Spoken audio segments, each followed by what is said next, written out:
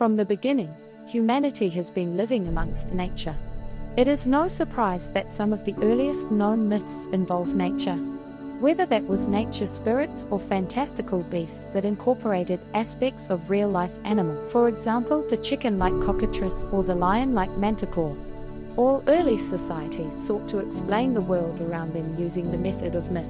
According to ancient history scholar Joshua J. Mark, myths are a part of every culture in the world, and they used to explain natural phenomena, where a people came from and how their civilization developed, and why things happen as they do. Explanations for the natural world around us continued from the primitive days of pre-civilization and carried on into the days of early agriculture and the birth of modern civilization. In the near Middle East, Mesopotamian cultures lived in a flux of combating deadly natural phenomena and combating deadly empires, seeking slaves and conquest.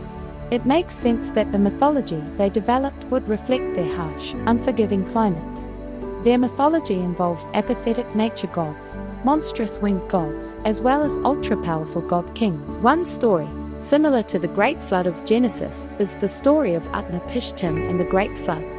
Like Genesis, in the story of Utnapishtim, the world was destroyed by a torrential flood, in a land where flooding and other such natural phenomena were a clear and present danger to these people. It becomes obvious to see their myths reflect the natural world around them.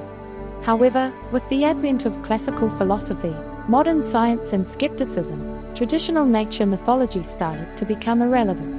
The Western world strayed away from the nature myths of their past, and with the advent of the Enlightenment, became more focused on the world of today and the building up of contemporary civilization. By the 19th century, the Industrial Revolution had practically killed off the nature myths of the past.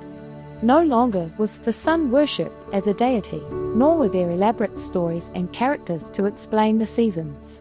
The Western world had grown tired of nature, and left their homes in the forest to build new ones of steel and concrete in the rapidly growing cities. However, myths and nature still held sway in other parts of the world. Whether that be the Native Americans and their worship of animal tricksters, or the nature gods and powerful heroes who could raise the sun, like Moe in Polynesia. Literal beliefs in these characters have more or less ceased to exist. Yet there still remains a reverence for nature in these cultures. Their world was built around nature which they never really left, or that has never really left us. Humanity built their mythos based on the world around them. Mythology plays an important part in cultures. It establishes shared identities, values, and connections between peoples from all over the globe. Yet the aspect that connects all mythology to each other is the connection to the natural world. Look at the Rainbow Bridge myth, found in both the Norse Bifrost and the Navajo Rainbow Bridge, that each served as a passage for their gods. Nature unites humans across all cultures, and it can be seen as revered in all mythologies. It is our bridge. A bridge that connects us to each other from even the remotest parts of the earth.